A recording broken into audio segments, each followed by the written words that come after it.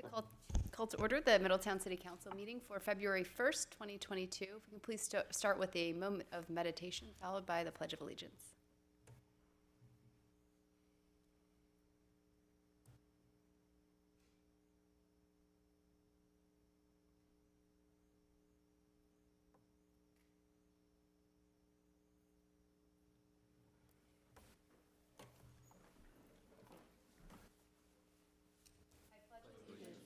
To the flag of the United States of America and to the republic for which it stands, one nation, under God, indivisible, with liberty and justice for all. Ms. Gank, could you please call the roll for us? Mr. Farrell. Here. Ms. Nenny. Here. Mr. Moon. Here. Mr. Muterspaw. Here. Mayor Condrey. Here. And first up this evening, we have a presentation from Ms. Nikita Lancaster about the long-term control plan update.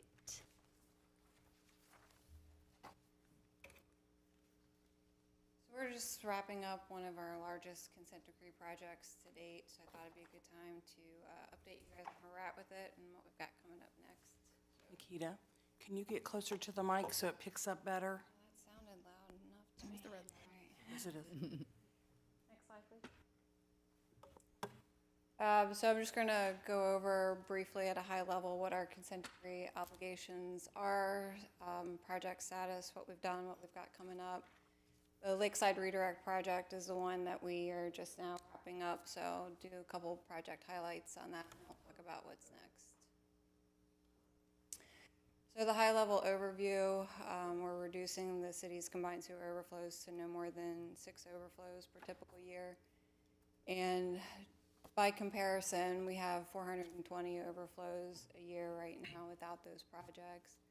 Total combined sewage that discharges to the Great Miami River is 470 million gallons a year, and we'll reduce that by 386 million gallons. So that comes with a large price tag, $270 million. On the next slide, I'll talk about some of the projects that includes.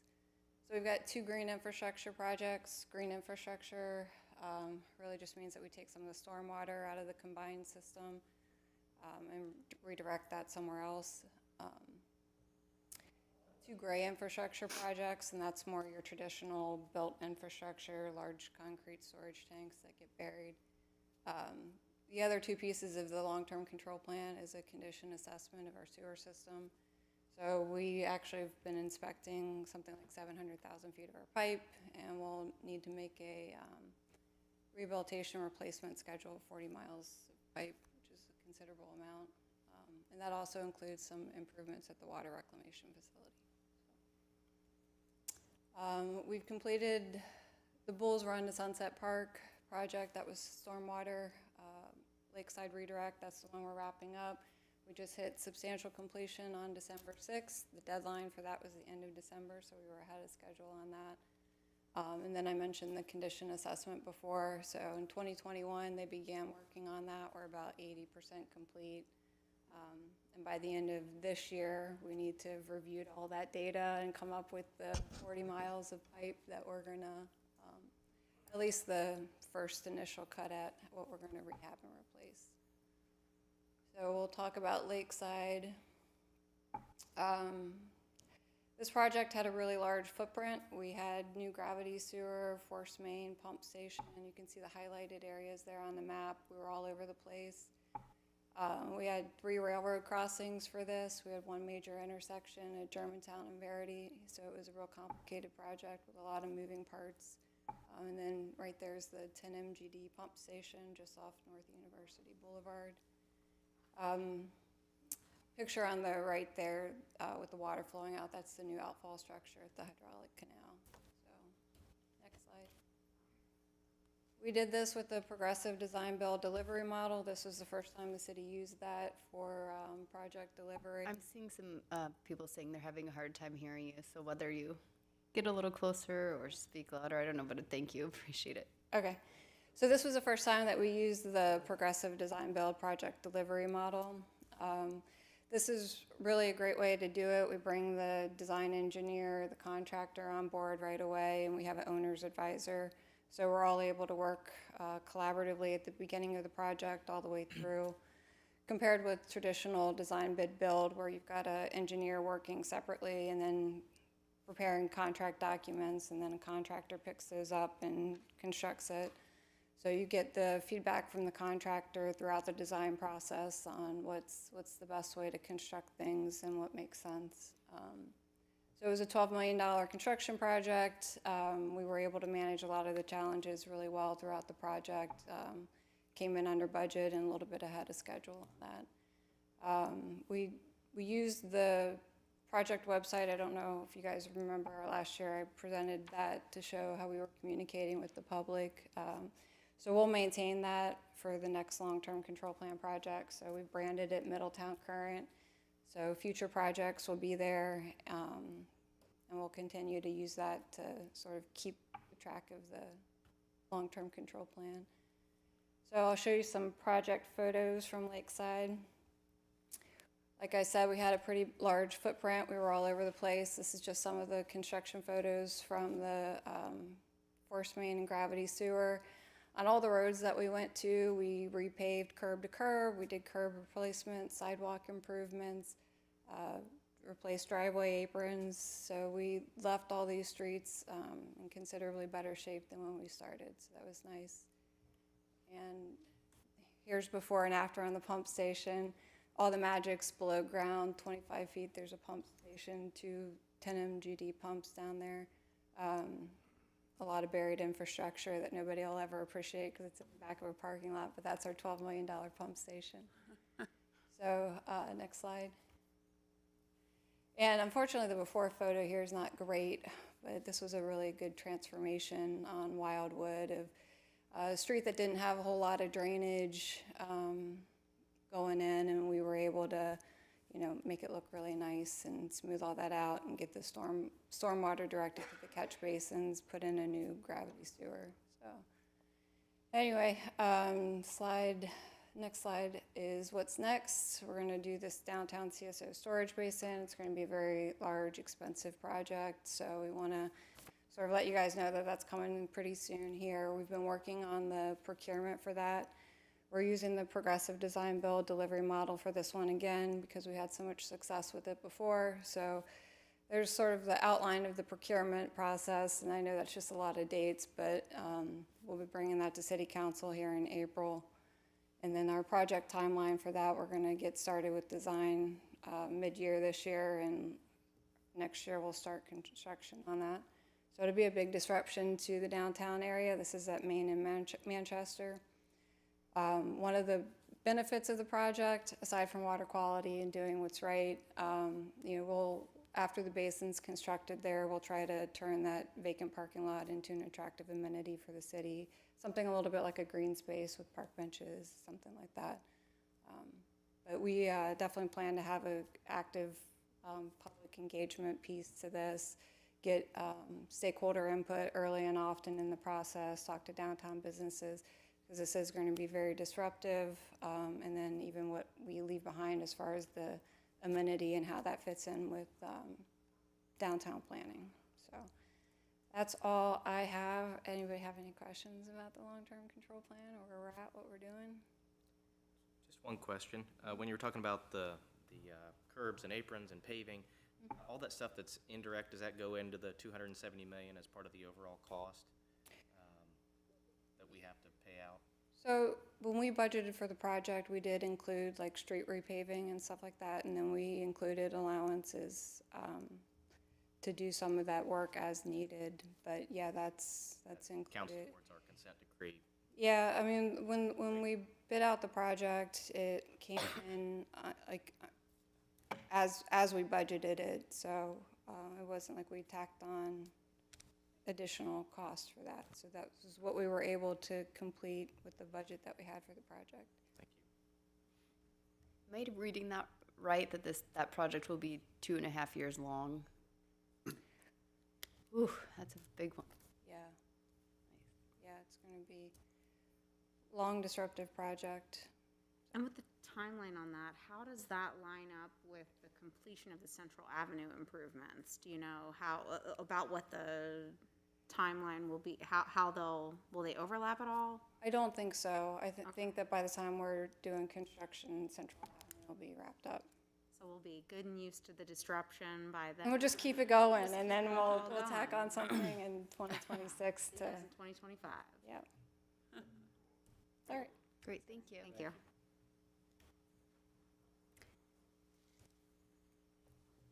Next, we have citizen comments. We have one citizen comment submitted from Nancy Griffith.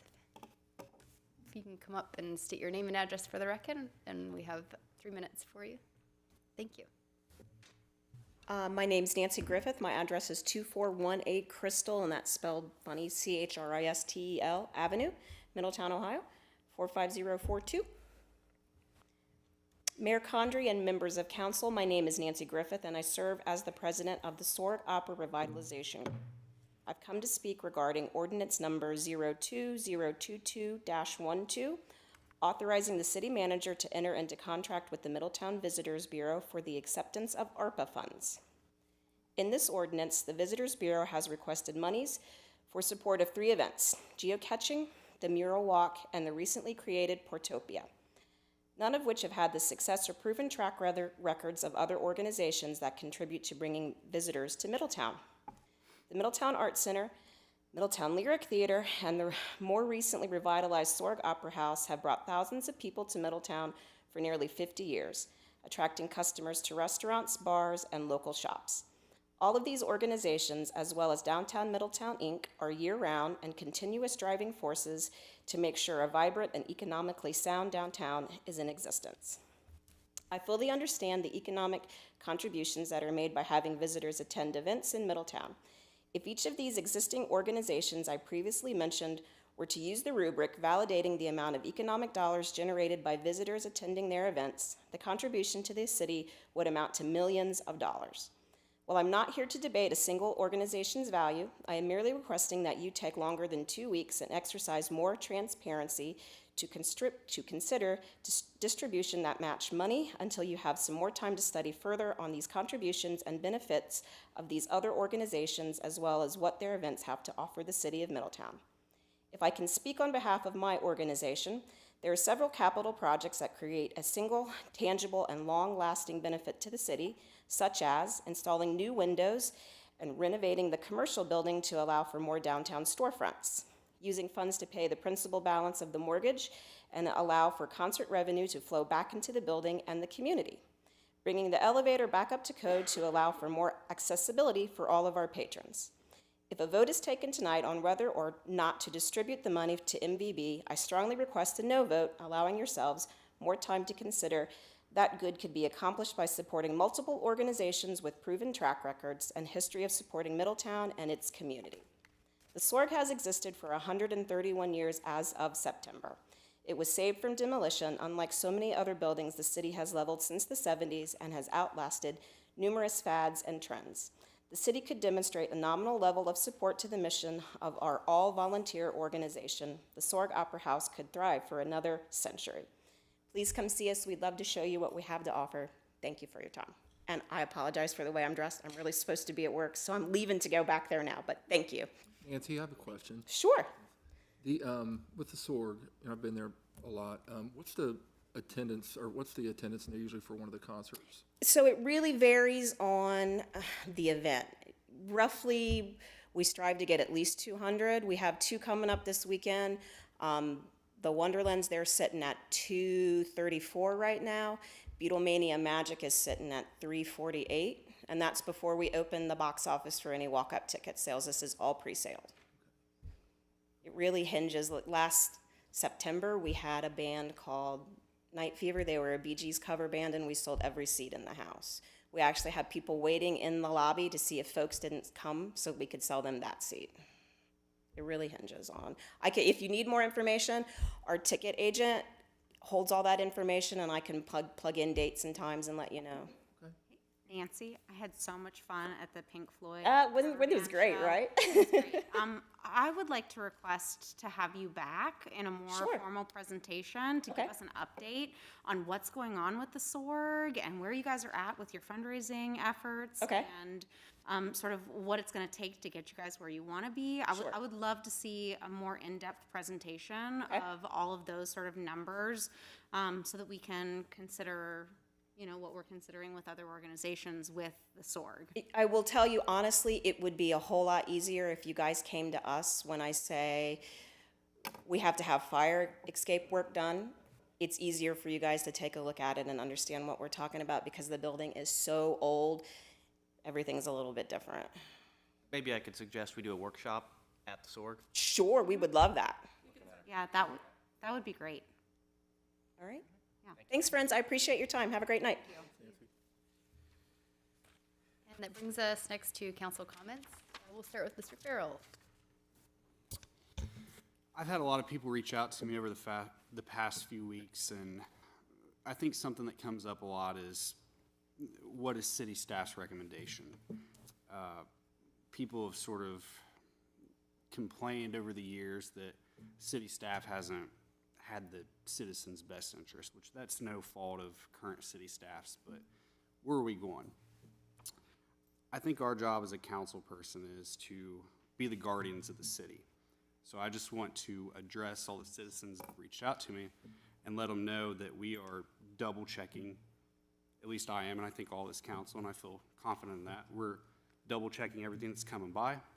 We are not just agreeing to everything that's done. We are doing everything we can to make sure that the future of the city looks bright. And I just want to let everybody know that we are doing our best. So, thank you. Thank you. Ms. Denny? Thank you. Speaking of doing our best, I think we are doing our best before this impending snowstorm that everyone's talking about this week to get everything up and ready with the warming shelter. And I know that they just recently started a Facebook page where you can go and like them and get updates on their volunteer needs, as well as some of their items that they need for the warming shelter. Blankets, cleaning supplies, all those sort of things are listed on their Facebook page. So if you're interested in helping out and providing a little bit of volunteer work or supplies for the warming shelter, they are open for intake from 6 to 8 p.m. and they close at 7 a.m., but they're open 7 days a week as of this week. So I just want to put that out there to the public if anybody's interested in volunteering or contributing. And that was pretty much all I had for tonight. I appreciate all of the citizen input into our decision to open that warming shelter, and I wish them the best of luck and hope that everybody gets the help that they need here this week. So, thank you. Thank you. Mr. Moon? Yes, thank you. I'll extend a thank you in advance to the Public Works staff for all the countless hours they're going to put in over the next couple days, both getting ready for and during and after the big storm that's coming. So please pass that along to all those guys and gals that are going to be working hard. Secondly, I just wanted to extend a very heartfelt congratulations to the Bengals, to the ownership, to the players, to the coaches. Coming off 30 some odd years being a Bengals fan, and it's just wonderful to experience this. And coming out of a pandemic where it's been so divisive, we've lost so many people, there's been so much illness, sports is something that brings everybody together. And it's just so wonderful to have that for our community, and we'll certainly be cheering hard for them here in 2 weeks. And that's all I have, Your Honor. Thank you. Mr. Muterspaw? Yeah, I have a few things. First of all, to piggyback off you, Monica, I got a chance to visit the warming shelter a few days ago, and they've really done a great job with that. And I think it's really a cool thing, considering it's going to be 1 and 2 degrees at night coming up. So I'm so happy about that, and great job to Chief Burke and Chief Lolly for really taking that and rushing through to get that done for us. The other thing is I've gotten several phone calls and a couple of places on Central Avenue about the new parking plan, or the renovating of that whole area and parking. I don't claim to be an expert on that. I've referred them to Mr. Tadish and Mr. Palaniuk about losing parking spots. There's some concern about elderly and handicap having to park in the back, and I assured them I'm sure there's a plan in place for that. But I've referred them to them. So if you have any questions, please call the manager's office, because all we can do on council really is refer that to the manager, because we're not the experts on that. The other thing is, I was fortunate enough to get to meet with Butler County today, the commissioners and some of the staff there, and talk about how we can better our relationship with Middletown and Butler County. I think it was productive. Talked to the land bank people as well. Just trying to find out what we can do better as a community to improve Middletown, because we need the counties. We have to have the counties, Warren and Butler, on our side, and that's what we're trying to do with this. So that was productive. Last, to echo off Tao, yeah, the Bengals, that's incredible. A lot of people know my son was on the practice squad with Joe Burrow at Ohio State when Joe was just a backup quarterback, and look at him now. So just an awesome story, and good for everybody. So it's so exciting right now. So that's all I got, Mayor. Thank you. And I'll just finish that with my grandma is certainly jumping up in her grave for the Bengals. She was a big fan, so happy to see that happen in our community. And I don't have anything else to add to. Mr. Palanick, that brings us to your city manager report. Yes, thank you, Madam Mayor. I do have a couple of things I wanted to mention. After the extended public outreach time frame, the Planning Commission will now be reviewing the comprehensive plan at their regular meeting next Wednesday on February 9th. So all that comprehensive plan information can be found on the city's website. Also, the Airport Master Plan Public Information Session was held on January 24th, and that information is also available on the website and is currently on display as well in the city building lobby through February 7th. And then, as was mentioned, with the possible inclement weather coming up this week, obviously our Public Works Department will be very much hard at work trying to keep those roads clear and salted.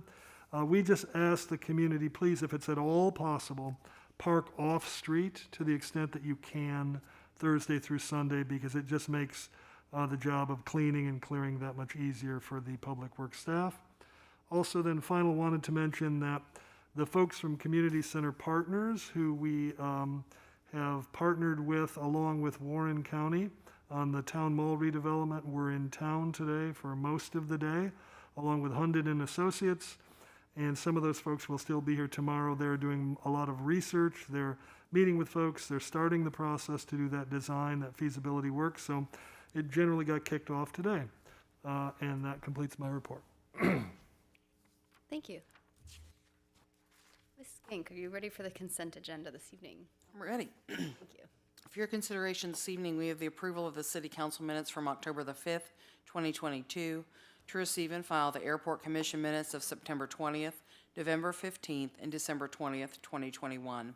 To confirm the following personnel appointments: Brittany Volk to the position of dispatcher in the Department of Public Safety, Division of Police; Brandon Saylor to the position of maintenance worker in the Department of Public Works and Utilities Water Maintenance Division; Trevor Care to the position of water treatment operator in the Department of Public Works and Utilities Division of Water Treatment; Chase Schwizhowski to the position of water reclamation operator in the Department of Public Works and Utilities Division of Water Reclamation; Christopher Lucas to the position of part-time community security officer in the Department of Public Safety Division of Police; and Bryce Nartker and Brian Mariano to the position of firefighter paramedic in the Department of Public Safety Division of Fire.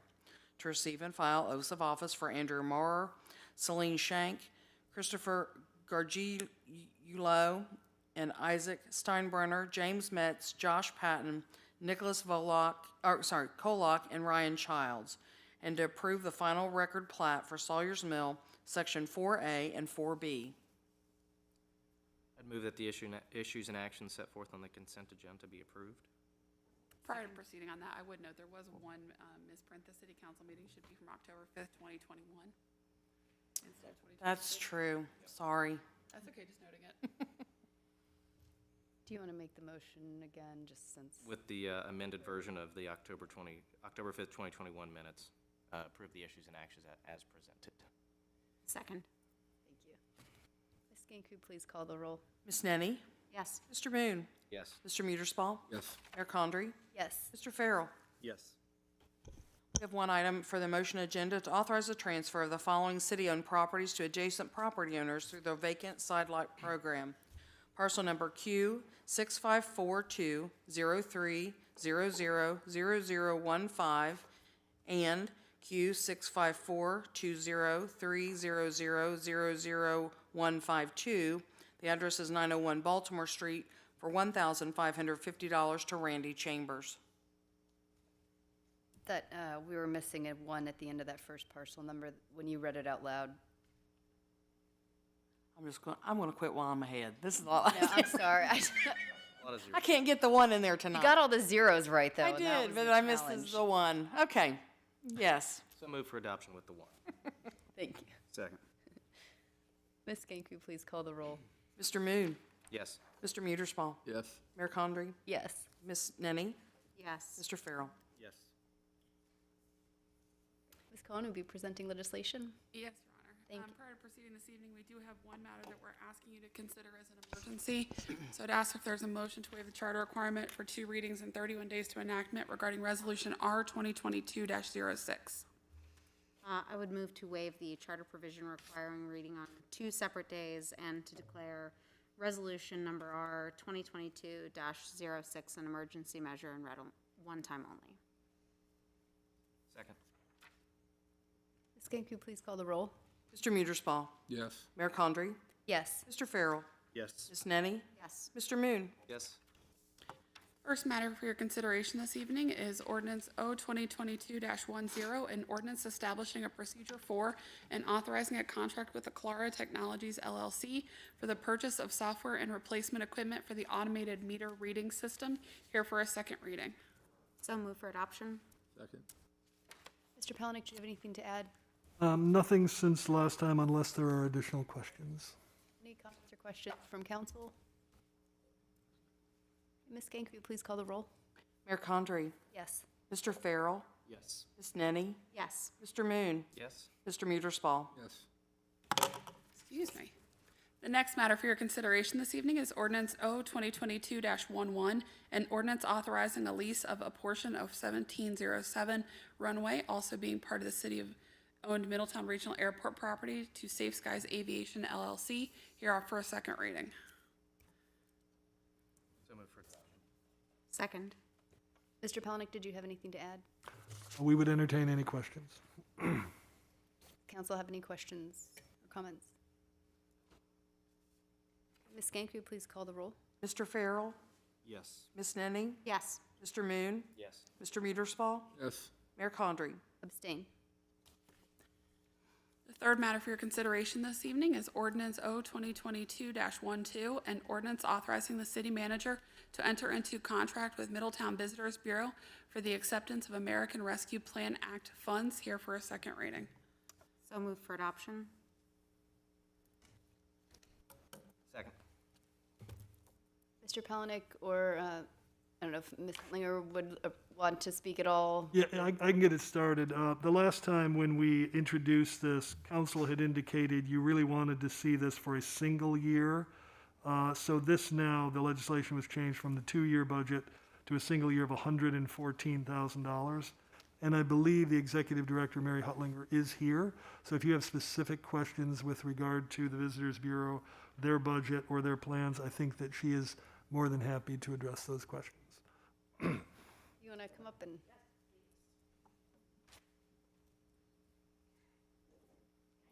Am I allowed to take my mask off? Okay. Ooh, this is weird with glasses. So I just prepared some statement briefly. So thank you, Madam Mayor and members of City Council, for permitting me this time tonight to address our plans for the proposed ARPA funding. As many of you know, since MVB's reformation in 2018, we have launched many successful marketing campaigns and storytelling initiatives that highlight the Middletown community in a positive light. According to our mission, all of our efforts are centrally focused on positive messaging, which ultimately attracts visitors to Middletown.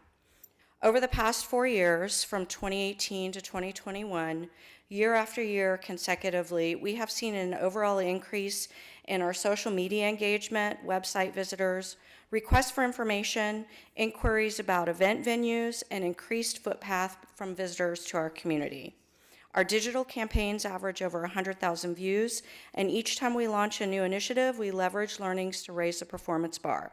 Instead of one annual print run of our visitors' guides, we are now finding that we have to do third, even fourth print runs. It's because they're so popular not only among our visitors, but the locals, which is awesome to see. Influencers now reach out to us because our assets that we've packaged are appealing, and we now have a reputation for being a professional visitors bureau that can put together an exciting weekend excursion. Other communities actually call us and ask us for insight on best practices. And we hear from businesses that customers come into their place of business because of a promotion or campaign that we have hosted. These trends suggest to us that our efforts are working and aimed in the right direction. We believe that what we do helps the small businesses and helps bring visitors to our community. We want to be a good community partner and serve the economic revitalization efforts by being a nimble partner that is able to be responsive to opportunity and also the constantly changing economic landscape that we're experiencing in Middletown. In fact, we've won state awards from our peers on our branding, our marketing, and our programming. We've been successful in creating campaigns that highlight the uniqueness of our community and have created space for Middletonians to also celebrate our shared community assets. And I think this is important. It gives Middletonians an opportunity to pause, reflect, and really see what outsiders appreciate about their community. So it's no secret over the past couple years that the pandemic has been disproportionately hard on the tourism industry. Our budget over the past 2 years has been slashed, even by as much or more than 50%. The ARPA funds, as suggested by the federal government, would more than make up for this shortfall and would go a long way to helping us continue our effective marketing efforts so that we can capitalize on the successes that we have built over the past 4 years and continue the momentum forward. We really want to keep pushing the ball forward.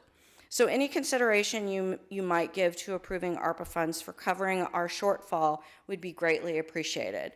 And I would like to mention 2 points.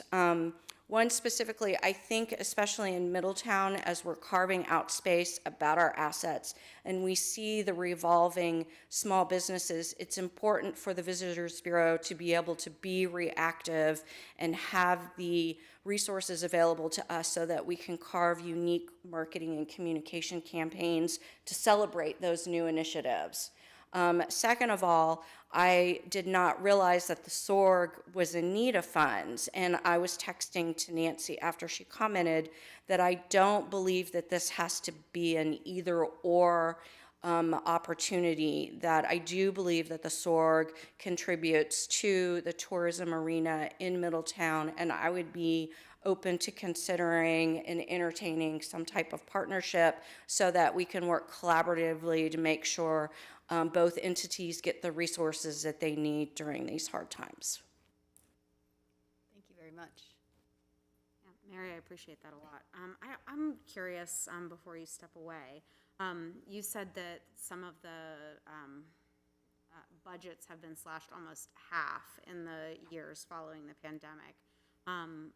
Do you have those specific numbers? Oh, absolutely. That you So can share with us? when I first started in 2018 and 2019, we would look at an annual, so we get 50% of the lodging tax that's collected from our hotel lodging properties in the Middletown area. We split that with economic development. And so if I recall correctly off the top of my head, the total gross receipts are anywhere from maybe $310 to $350 every year. So we would split that with economic development. So we're looking at anywhere from 160 up to 190 for annual budget for the Visitors Bureau.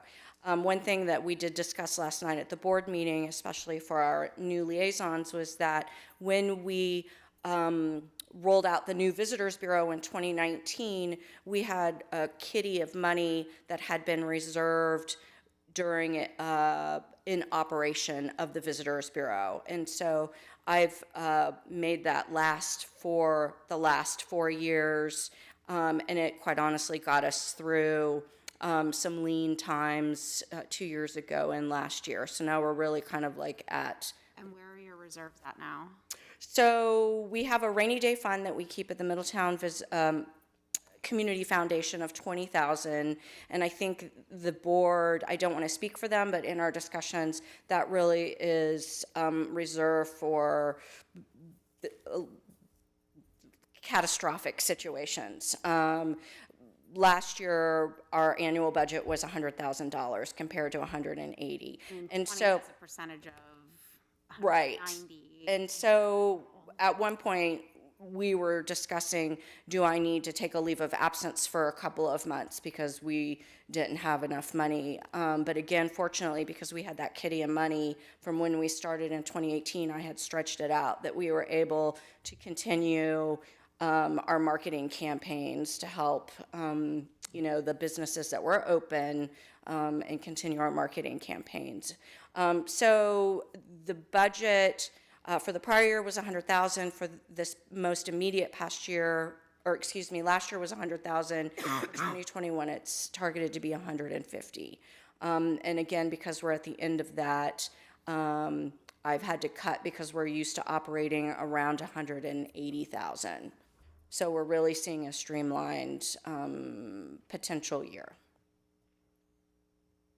Do we see an increase in that? I mean, obviously, we see an increase in more people traveling and staying in hotels, and so that Sure. should come back, but it still doesn't, I mean, you're still playing catch-up. Sure. So the way that the finance director uses historical data to project forecasting, and so at the end of every year, there's always a true-up for actual gross receipts, but the city many years ago had made a commitment that they would, at a minimum, I'm just now remembering this, I don't know if I should say it out loud, would give us $120,000, but again, I get like COVID, and so, that's something that, as a good community partner, I think we have to be flexible and understand that sometimes there's some give and take. Did that answer your question? Yeah, no, Okay. it helps to, I think when I look at this 116 number and I think, so 120 at the minimum, 190 at the maximum, and we're trying to make up for a little bit of lost time, it just sort of helps to put the numbers into perspective a little bit better. Sure, and I would like to just readdress that. I think moving forward in 2022, the board has not finalized any plans, and really, again, we have to talk to our community partners and the city and make sure that our efforts are really focused so that it's one, collaborative, but our efforts continue to leverage the efforts of our other community partners. And again, that's when I speak to being nimble and flexible and responsive throughout the course of the year. It's important for us to be able to do that. And the only other question I had, and I'll open the floor back up, sorry. In the past, in what ways has the MVB and organizations like the SORG or the Middletown Lyric Theater or the MAC, like in what ways have you guys collaborated in the past? Sure. So under my tenure, it's been predominantly, for the most part, marketing, us doing marketing for them or working in tandem on marketing projects. So if they were doing print, we would do radio or TV if the budget allowed for that. Also, when we bring in influencers or groups or there's events, we always make sure the SORG, let's be honest, is one of our main kind of keystone assets in the community. So we always try and fold them into whatever kind of we're presenting to guests or visitors. Historically, under the old Visitors Bureau, when the operational efforts, from my understanding, were less marketing and more issuing grants, it's my understanding that there was a lot more relationship there. And so under this new organization, we've pulled back from that. And focused more on providing our strengths of being able to promote, advertise, market as our asset that we make available to businesses and partners. I think two things for me. First off, thanks for all your work. I have no problem with giving money to, that's what these ARPA funds are for, right? They're for economic development, and you do that. I guess my issue is it sort of feels like those funds are so concentrated all in on Portopia, which that's not to say, obviously, I think it's going to grow, but I hate going all in, is what it feels like to me, like I said, on one project when we have, I'm sure, plenty of businesses, the Sword, for example, they could use something like that. An already proven commodity that is going to grow, I think, as well. Second point is, as far as the 2-year plan, I do feel comfortable approving 1 year, but I guess the second part to that is I know we started with a $300,000 surplus, and our operating budget every year is technically less than what we're bringing in hotel rooms. So what can we do long-term to bridge the gap, essentially? Sure. Because I don't want this case where every year, and it's no fault of yours, but where you have to come back and ask us for more money and more money. What's a long-term sustainable number? How do we get the numbers to make sense? Sure. I mean, let me preface my comments by saying we can operate on a reduced budget. We have a very streamlined budget for the reduced proposed budget this year, and I think the Visitors Bureau has proven that we can be creative, we can be innovative, and we can be scrappy, and we can leverage our partners to really get a bang for our buck. And so the additional money, pads out that discrepancy between the trend that we were seeing, the trajectory from the growth in lodging tax revenues. So theoretically, as we get to more comfortable living with COVID, we'll start to see our lodging tax revenue reflect more of what we were used to seeing in 2018 and 2019, which brings us back up to a meatier budget that allows us to try stuff out and maybe stretch our wings and be a little more aggressive in different areas. The second point is that other visitors bureaus have looked at developing additional revenue streams to complement downswings in their area, and so that they have more of a static or fluid income from their lodging properties. And that is something that this was really the first year that we've started to kind of see a little bit of the benefit of that. And so I think it behooves us as a board and an organization to really dig a little deeper to see how viable that is, what kind of bandwidth we have, and is that something that we can pull off, quite For that, frankly. you mean the ticket sales? Pardon me? The ticket sales as an alternative revenue stream, is that what you mean? Specifically, yes, for this past year, that in my mind was like icing on the cake. Really, the primary goal was to create something unique, that would draw people to town, and it did. The ticket sales helped offset our staffing costs and queued us up for preparing for a second iteration if that's something that we chose to do. One of the, we also had ticket revenue from the geocaching event as well. And so that's when we start to see a little bit, I think, of a creep in scope of mission and where do we focus our efforts? Are we chasing dollars, or are we just staying true to working within the budget that we have? And again, that's a philosophical debate that is up to my board to decide what we pursue. Well, I think we talked about that last night, is the idea of Portopia, is that to reduce the revenue, or is it to bring people to Middletown? So I think that's something that the board does have to decide, is the purpose to make money off of it, or to bring more people to expand visitors to Middletown. So I think that's going to be important going forward with that. This is more toward council, Mary, than you, but my thing, with Zach, I'm all about giving money where it's needed. I mean, that's what the ARPA money's for.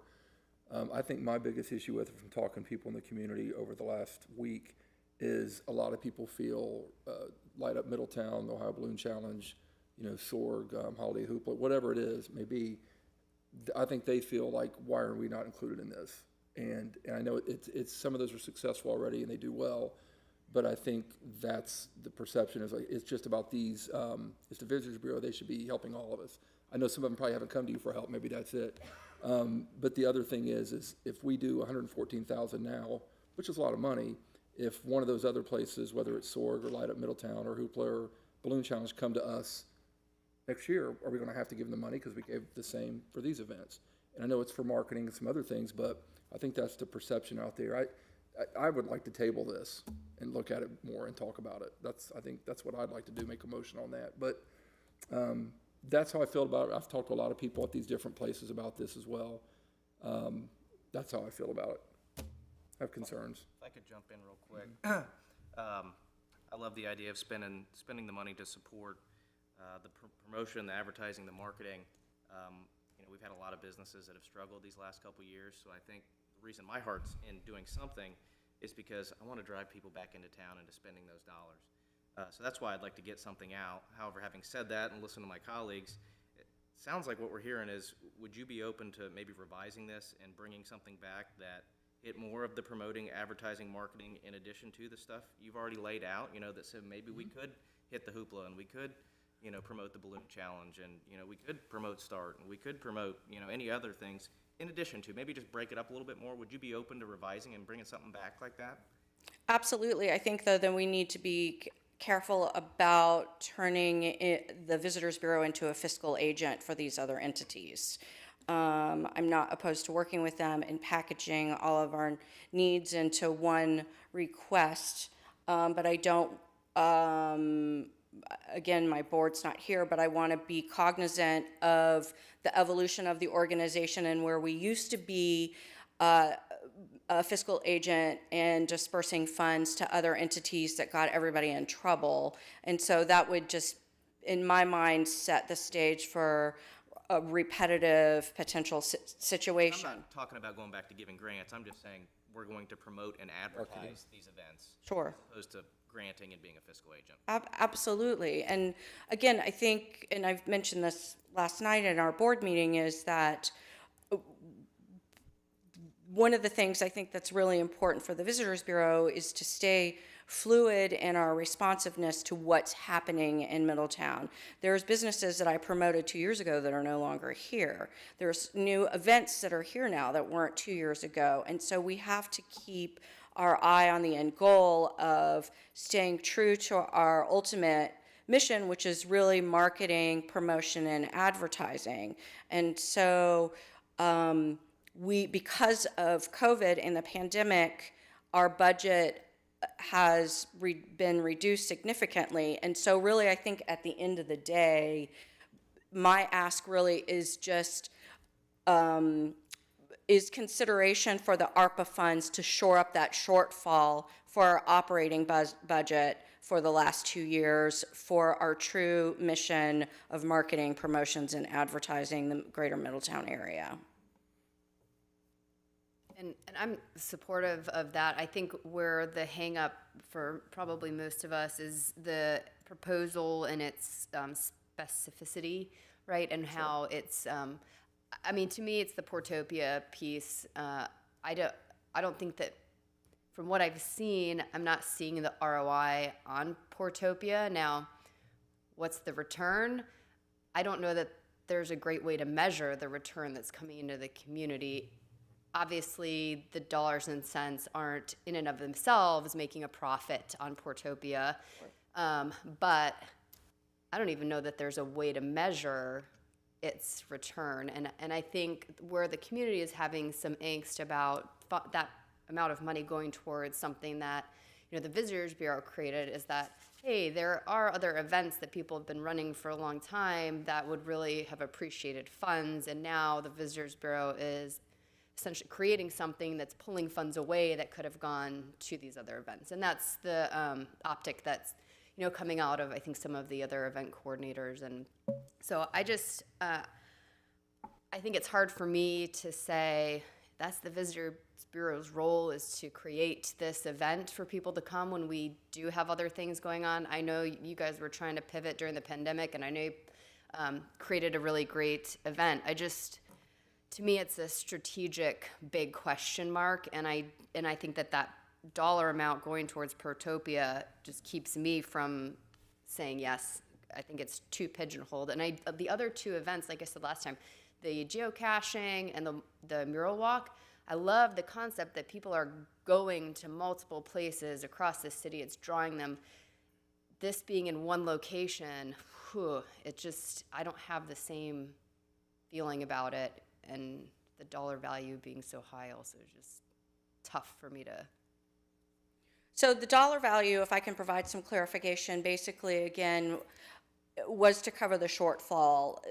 Going into this request before the board was able to approve something for 2022 really was me kind of placeholding so that we could have a discussion, not maybe fully appreciating the optics externally, but hoping that City Council and our key stakeholders had faith and respect of our experience and what we've done for the community to date, and would say, listen, we trust you guys to make the right decision and use your skill set to market and communicate the community the best that you know how. I hear what you're saying with regards to your concerns about ROI. I think that's a fair question, but I do respectfully would love to be able to capitalize on this federal funds to get us back up to a place that we're used to operating as far as marketing and advertising, so that we can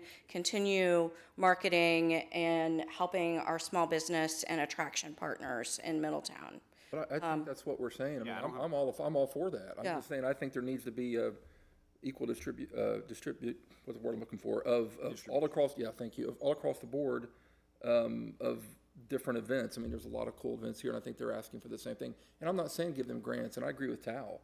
If we could market them and include them, I'm all for it. It's not about to me, it's not about Portopia or geocaching. It's about including all these other events that feel, they've reached out, some of them have reached out and said, why are we not included? And I said, did you call the Visitors Bureau? That would have been your first start. And no, they haven't.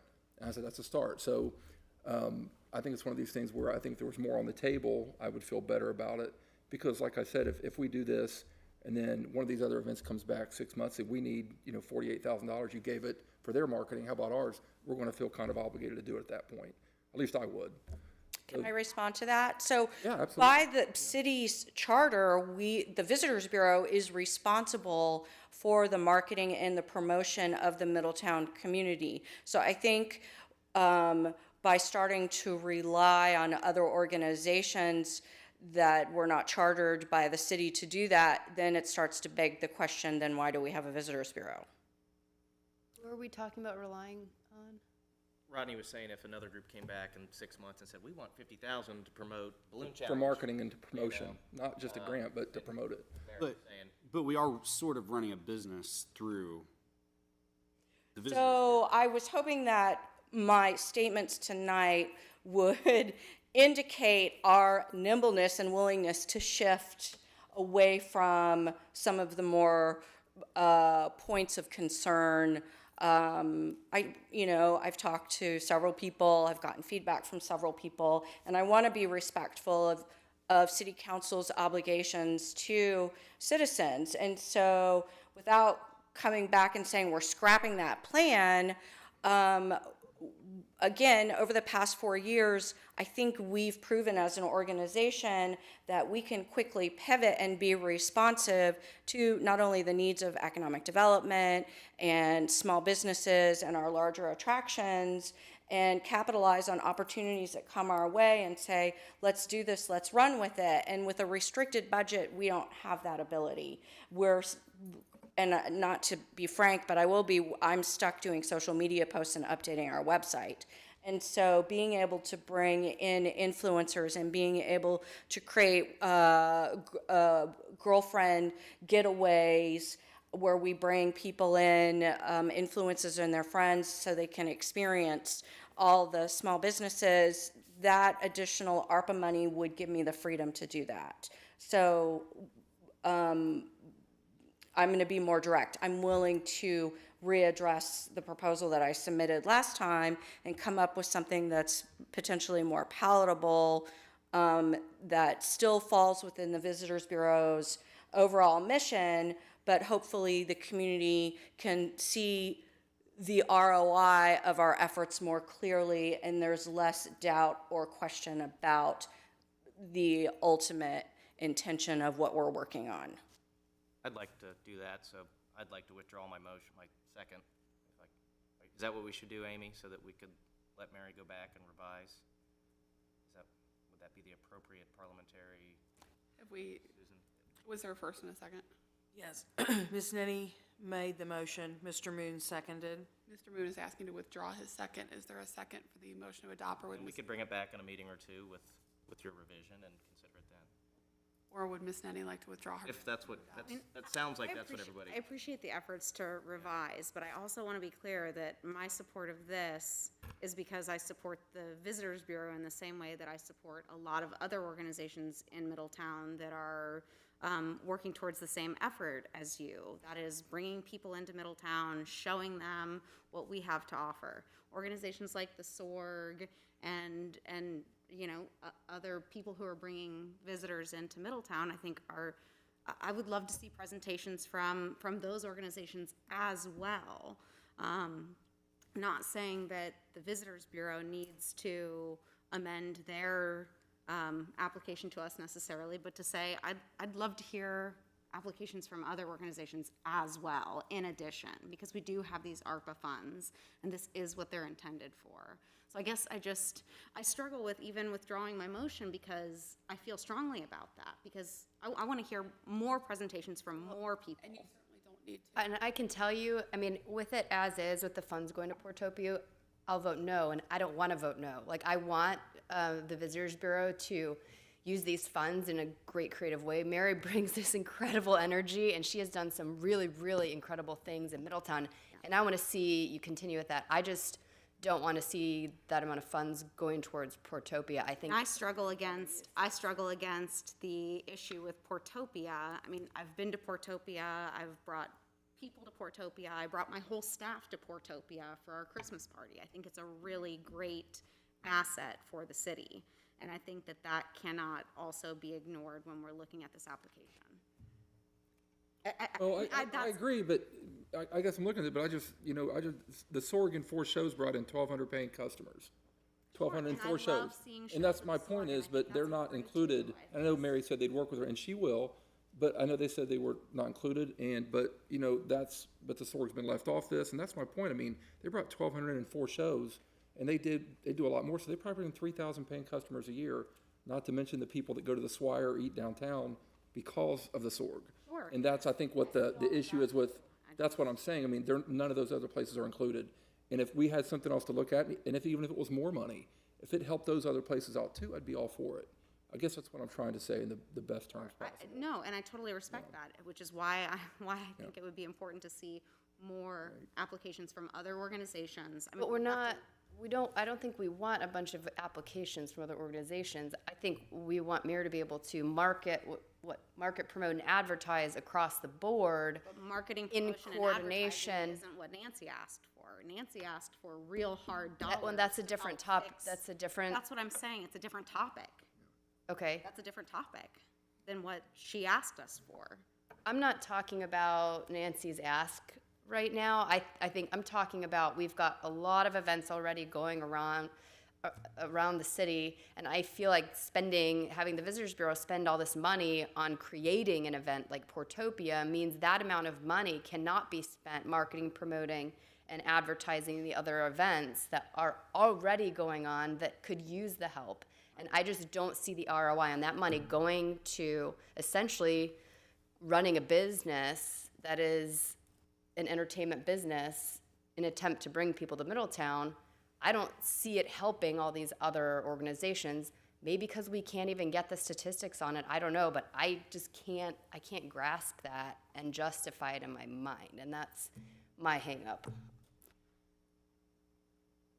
So may I speak? I mean, yeah. I don't want to create like a volleyball discussion. I don't want to be disrespectful. I'm more than happy to talk about the ROI on Portopia. I do think, as we talked last night in our board meeting, you know, we had over 4,700 paying people visit, ticket prices. And so and that's only a 3-month period of time in the first year during COVID in Middletown, where people are not expecting that, with an immersive art experience where people are like, I don't really fully understand what that means. We had people travel from Louisville, Lexington, Detroit, Pittsburgh. We received regional attention.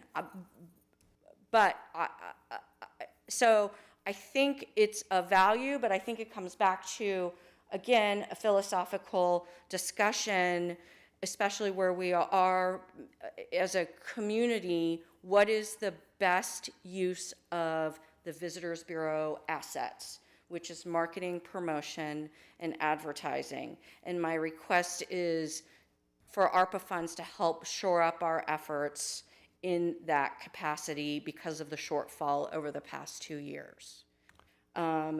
Taking special projects off the table so that we can continue to be creative and innovative to help our businesses and our tourist-related attractions turn this corner as people are more comfortable getting out and about. And I feel like there's opportunity for other events to engage with the Visitors Bureau on marketing and advertising and promotions, but if there are hardcore investments and they're tourism related, as my colleague, friend, lunch server, so, I mean, I think tourism for Middletown is a key driver for economic opportunity, and it creates hope and pride for people. And so I think we're seeing something that's endemic of our community, is people not working together and talking to each other. And I think this is a great opportunity for people to someone say, this isn't either or, this is like, oh, let's get together and figure this out. We have this once in a lifetime opportunity because of something that's happened globally, and let's figure out the best way that we can maximize our investment from these funds that have been made available. One of the, and I know we'll have to wrap this up, but, and correct me if I'm wrong, because I could be totally wrong, but I could have swore I read that some of the money was going toward the artist supplies and things like that. Is that correct? Yes. Okay, so what's to stop Balloon Challenge from coming and saying we need the city to pay for our people to park cars? That's what I'm saying. So it's not just marketing; it's paying for goods. Right, and so that's my concern. If Light Up Middletown says we need new lights because somebody vandalized that, and they're going to come to us and say, well, you paid for the artist supplies at this place, are you going to pay for these? That's all I'm saying. I want to make sure that we have it covered, because it's not just marketing, it's paying for goods and services. And if I read it correctly, if I didn't, please tell me, because, you know, but I'm all for giving the money where it's needed to Portopia or whoever. I just want to make sure it's leveled for the businesses or the events in Middletown that have been successful as well. And so that's what my concern was, and maybe I should have brought that up at the beginning, but it looks like it was paying for goods and services, not just marketing. And my concern was other places were going to ask for that. If Sorg needed new seats, and they said, well, you paid for artist supplies at Portopia, would you pay for our seats, that kind of thing. So to me, it was above the marketing and promotions. That was my whole reason. And I'm completely willing to revise the request and just focus on the core strengths of what a Visitors Bureau does. And I also want to be clear, like, I'm not looking, and I don't think any of us are looking to micromanage what the Visitors Bureau is doing by any means. So, like, we don't need to get into the nitty-gritty in the proposal of exactly what things are being used. That's for you guys to figure out how to best work with everybody. But I think Mr. Mudas-Paul brings up a good point about the specificity there and how it isn't the core aspects of the Visitors Bureau, the advertising, marketing, and promotion part of it. I don't have any problem with the dollar amount. I really don't. I don't either. I mean, the dollar amount is something that we budgeted in the ARPA budget that we. Yeah, already I have no previously problem with the dollar approved. amount. We said we were going to give this money to the Visitors Bureau, and I guess that's what I just keep. that's where my frustration about the nitpicking about it sort of comes from is, you know, we came to the Visitors Bureau and said, we have this amount of money, how do you want to spend it? And they presented this budget to us. So I guess, you know. Yeah, I know, but That's we my were, hang-up. I can tell you, we were elected to watch dollars, and if we're going to just do this without looking at every detail, then I hope the city is that kind with police, fire, and public works when it comes to contract negotiations. Because my point is money is put there for a reason, I get it, but all I'm saying is, this does not say just marketing and services, it's got goods and services. We're paying for artist supplies, and what's going to stop somebody else from saying, you paid for goods and services for them, why not do it for us? And that's all I'm saying. It's not the dollar amount at all. I just would like to see it revised so it covers certain things and it covers other entities as well. That's all we're saying. The dollar amount is not intimidating. Jim, was you going to speak? I think we're all agreeing with one another. It's just, we sort of have to state the obvious at this point. The legislation that's in front of you was attached to a specific budget. So Mary has already said she's more than happy to revise that budget. She wants to revise that budget. So clearly, I think we've all agreed we're not prepared to approve this legislation tonight because we all expect a different budget, which is a different exhibit. So I think it's relatively easy. We can simply, vote this down, or I'll agree that you'll table it and have it redone with a new attachment, a new budget, and it'll come back in the future. I don't think anybody disagrees with that at this point. Clearly, I think Mary has said that. So. Yeah, and I think we're having the discussion out here in the open session so that we can have it with Mary and she can hear what, we're hearing from citizens. And so I think, we're all under that agreement, and I just wanted to make sure everyone was also able to say what they. Of course, and I feel like I have to just really drive home a point of clarification that if we are revising the plan and really focusing on marketing, promotion, and advertising in its truest sense for the Visitors Bureau's mission and strategy for 2022, that the Visitors Bureau be considered giving that money so that we can, again, 100% all cylinders enact that. And I'm happy to come up with that strategy. Is there a motion to continue the second reading until February the 15th? Make a motion. Go ahead, Monica. I'll withdraw my motion and motion to continue. With direction to bring back a revised budget attachment. We are very grateful for your energy. I hope we like to have. I feel like we've Vibrant attacked you, and I don't think discussion, we've meant to. Can I ask something? Mary, do you guys, is it still the 1 or the 2 year on the revised? What would you? If it's to me, if it's broad enough, I'm I have no comfortable issue doing with multiple I have no years. issue with 2 years. If it's specific to the point where we're talking about specific events, that's where I have the angst because of exactly what you said earlier, that this event may not pan out or that business or whatever may not be here the next year. So if it's broad enough and we have buckets, then I don't care. We want to put you in a position to be successful, I think. Yeah. That's the most important thing. I appreciate that. Thank you. I'm going to second Monica's motion, but my only caveat on the 1 or 2 year is, I guess I'm just thinking out loud here. I don't know that in the event that something came along, that I'd want to dump all 2 years of funds into 1 year of promotion. I would be thinking. Yeah, I would spread it out over 2 years. Distributed. So that's all I'm thinking Absolutely. for staff. I think you've done a good job in the past of spreading it out over years. And I think if we could see that again, then I'm totally okay with that. Absolutely. Absolutely. Yeah. Thank you. So it'd be Ms. Thomas, or Ms. Nenny motion, Mr. Moon indicated he'd second. So we're going to continue this resolution, and we're going to move it back to a 2-year budget. Do we need to vote on the continuing, or we just? We would need a vote on the motion to continue until February the 15th. Okay. And I just want to make sure, for staff's purposes, you want to see this back as a 2-year budget. If I'm Mary okay. feels comfortable. Yeah, or it's not. whatever works, whatever you. Totally fine doing As that. a 2-year budget with an annual distribution. Yes, Yeah. that's fair. Okay.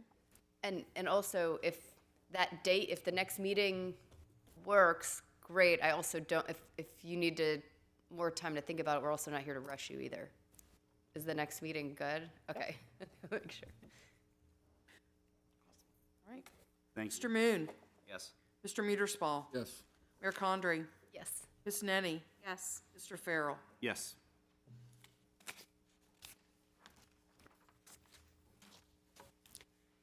fourth matter for your consideration this evening is ordinance O 2022-14, an ordinance authorizing the amendment of a contract with Vickers Demolition Incorporated to demolish the structures located at 2402 Central Avenue, commonly known as the Lincoln School, asking to declare an emergency, but no actions requested until the 15th of February. Mr. Palanick? Yes, Madam Mayor, members of council, you'll recall that the city contracted to do a complete demolition of the former Lincoln School building at 2402 Central Avenue. That happened in April 6th of 2021. Total cost of that contract was $264,000.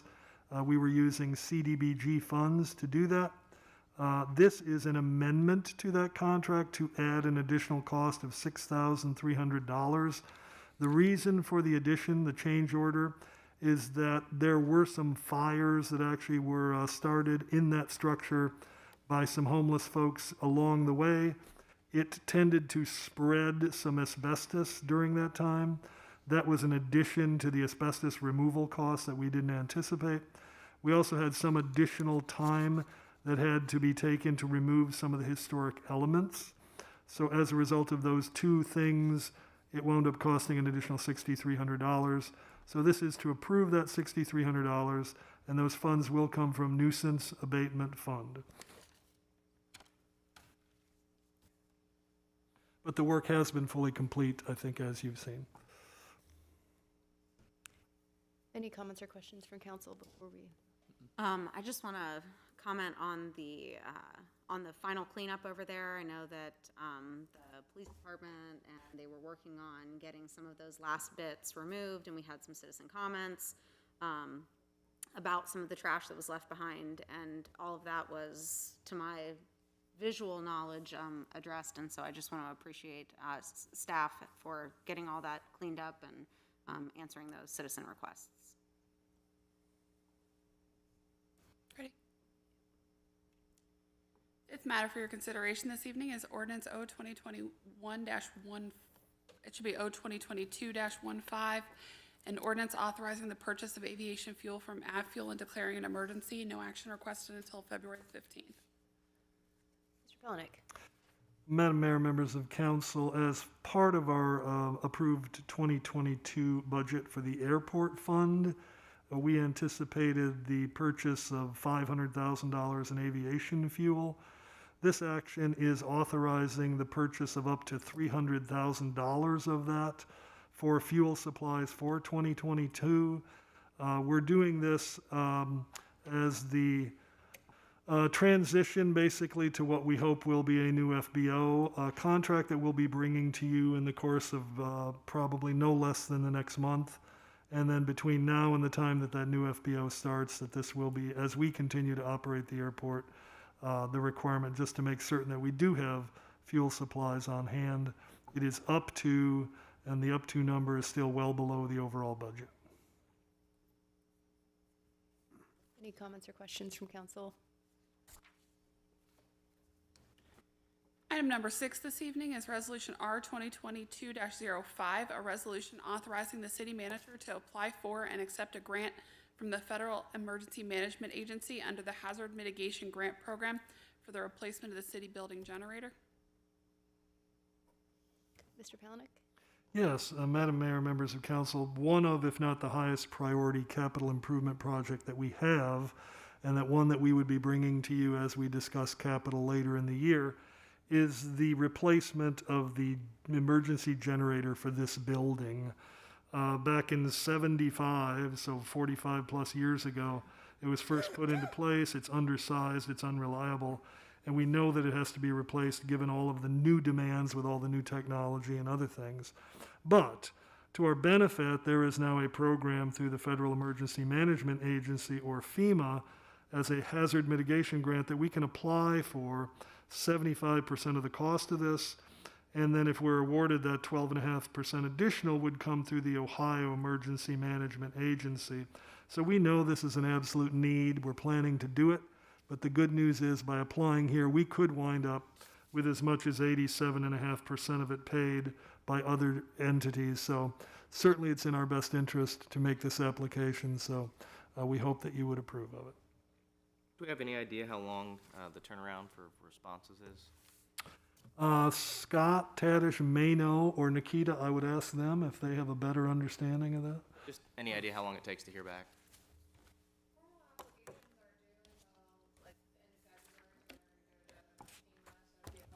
Couple months. Okay, thank you, Nikita. Just for the record, she said formal applications aren't due till the end of February, so it'd be a couple months after that.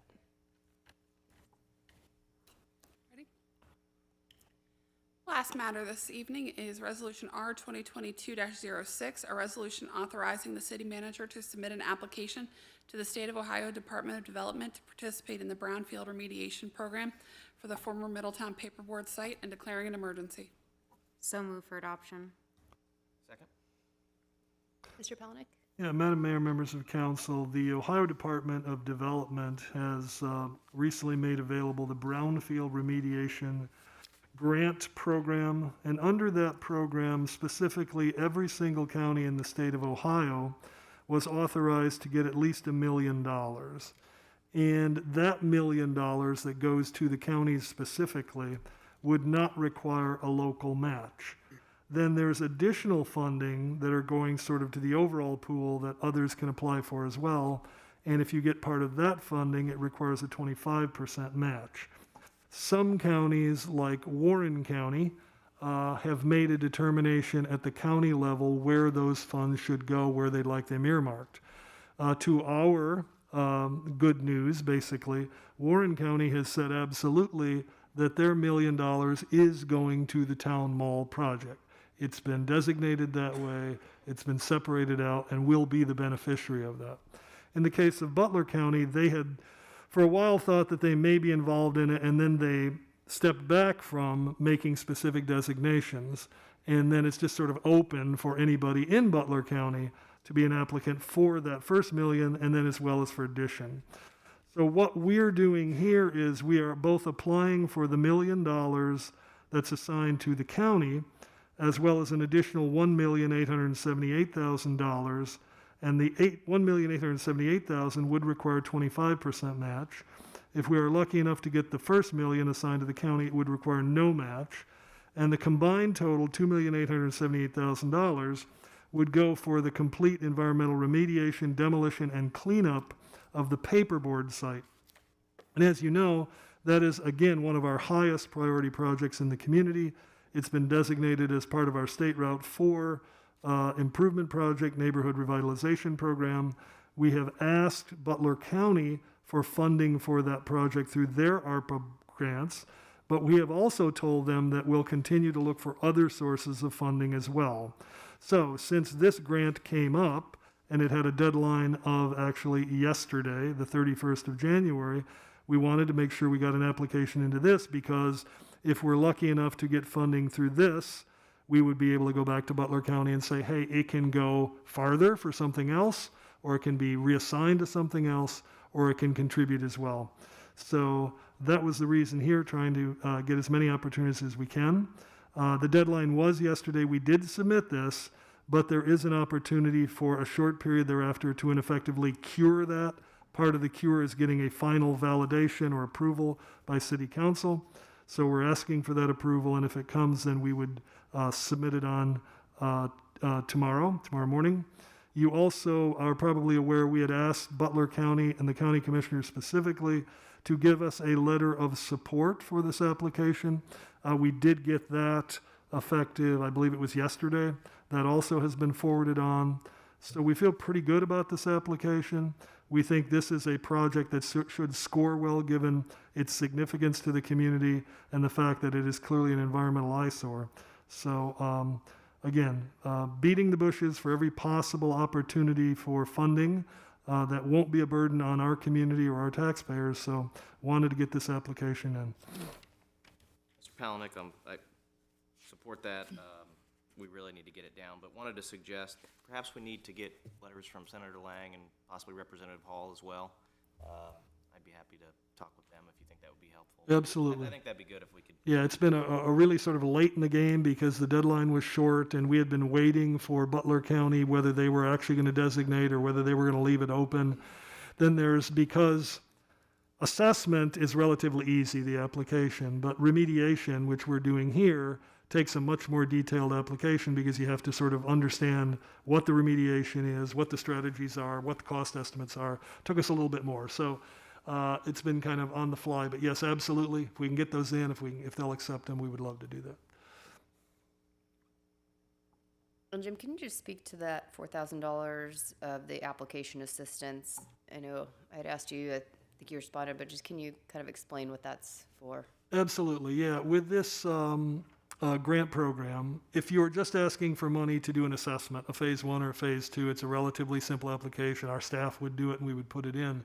When it comes to a much larger scale, detailed remediation, demolition, cleanup, then, we need some additional professional staff who understands the environmental strategies that would go into cleaning this up, what that would look like. So that $4,000 was to pay those environmental consultants to help us submit the application.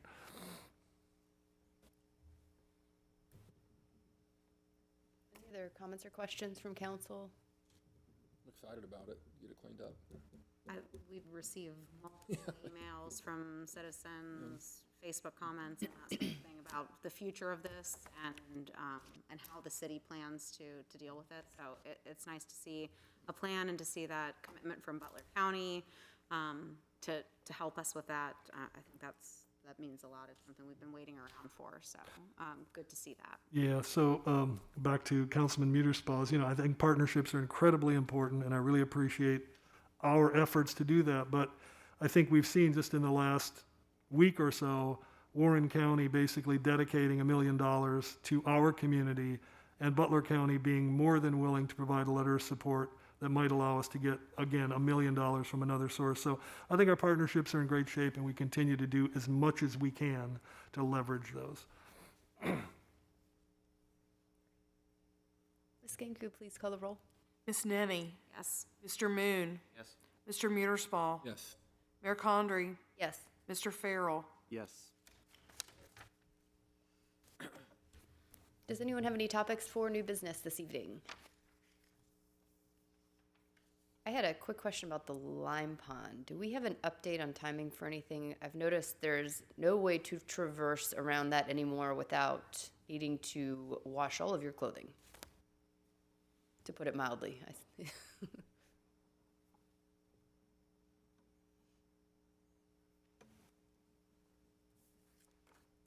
Thanks for the feedback on that. I don't know that we were aware that it was spilling over. We are actively working on design projects to get the filter backwash out and the lime residuals. We can have tankers come in there and draw off lime. It comes at a cost, but we've done it before, so we can just kind of reach out to contractors and see if we can get somebody out there to start drawing off some more lime to keep it at a manageable. Yeah, I just don't know the timing of, when we're gonna do anything, because it's. Well, if it's spilling out, we should do something because the timing is, a year or more. Okay, yeah, probably. Yep. My personal feedback would be, we probably need to do something. It's very slushy. Thanks. Any other new business this evening? Okay, we have next on the agenda an executive session under the authority of ORC 121.22G1 to consider the appointment of a public official. Do we have a motion to move to executive session? So moved. I believe there's a second request for executive session as well. But I think we're coming back into open session and then My going. apologies. Yep. Second. Ms. King, could you please call the roll? Mr. Muterspaw. Yes. Mayor Condrey. Yes. Mr. Farrell. Yes. Ms. Nenny. Yes. Mr. Moon. Yes.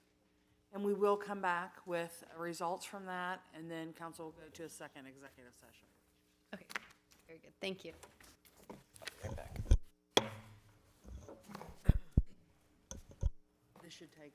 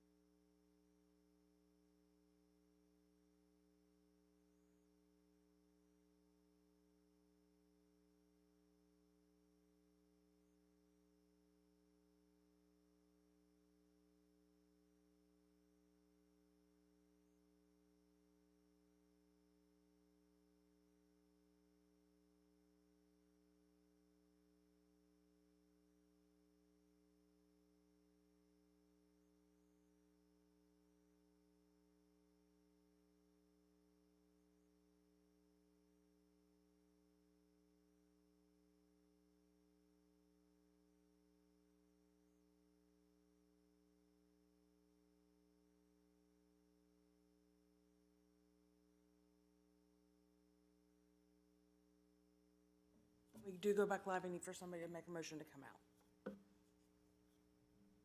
Okay, do we have a motion to return to open session? So moved. Second. Ms. Gank, could you please call the roll? Mr. Farrell? Ms. Nenny? Yes. Mr. Moon? Yes. Mr. Muterspaw? Yes. Mayor Condrey? Yes. So, I need a motion to appoint the following board and, commission members for the Park Board, Merrill Wood and Jerry Lewis. So moved. Second. Ms. Gank, could you please call the roll? Mayor Condrey? Yes. Mr. Farrell? Yes. Ms. Nenny? Yes. Mr. Moon? Yes. Mr. Muterspaw? Yes. And I did want to mention, just while we have maybe a few people still watching the live stream, that we're going to convene early for a workshop before the next meeting. It will start at 16:30 or 4:30 p.m. We're going to have the Robert Sunny Hill Leadership Academy here, working with council and communicating on our city's future and our youth. So that's exciting. So that's going to start prior to the next city council meeting. So that'll be 4:30 p.m. on the 15th of February here in council chambers. So come on in to council chambers and join us, or join us, on YouTube, and then we'll roll into the city council meeting at 5:30 p.m. on the 15th after that. Okay, so we now have another executive session we'd like to move to under the authority of ORC 121.22G3, conferences with an attorney for the public body concerning disputes involving the public body that are the subject of pending or imminent court action, and under the authority of ORC 121.22G4, preparing for, conducting, or reviewing negotiations or bargaining sessions with public employees concerning their compensation or other terms and conditions of their employment. Do we have a motion to move to executive session? So moved. Second. Can I get legal opinion? Is this anything that I should be? If you're asking what you certainly need to make a decision on your own, I do Of think the bargaining discussion maybe we can handle first, which is a matter I think is very clear that you can participate on, and then we would proceed into the discussion with the attorneys that perhaps you would want to consider Okay. abstaining from. Okay, thank you, I appreciate it. Ms. Gank, will you please call the roll? Mr. Moon? Yes. Mr. Muterspaw? Yes. Mayor Condrey? I'll abstain. Ms. Nenny? Yes. Mr. Farrell? Yes. Okay, and then after executive session, we will return back in open session we'll be done. We'll be done. Yes. We'll adjourn. So until then, after that, we will meet on February 15th, 4:30 p.m. here in council chambers with the Robert Sunny Hill Leadership Academy. Until then, blue skies over Middletown.